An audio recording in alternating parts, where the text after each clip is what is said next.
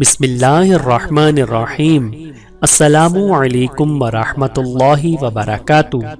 حضرت ریتا رضی اللہ تعالی عنہا بنت الحارث کا قبول اسلام۔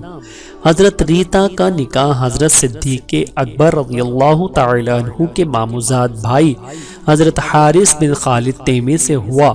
دونوں میاں بیوی دعوت حق کے ابتدائی زمانے میں اسلام لائے اور سابقین اولین میں شمار ہوئے۔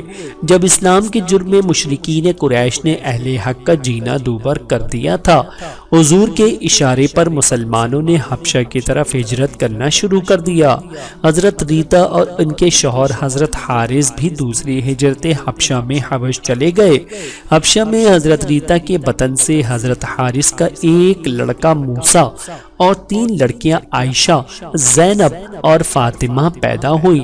حضور صلی اللہ علیہ وآلہ وسلم کی ہجرت مدینہ کے کچھ عرصے بعد حضرت حارث نے بھی اپنے اہل و عیال کے ہمراہ حبش سے مدینہ منورہ کا قصد کیا۔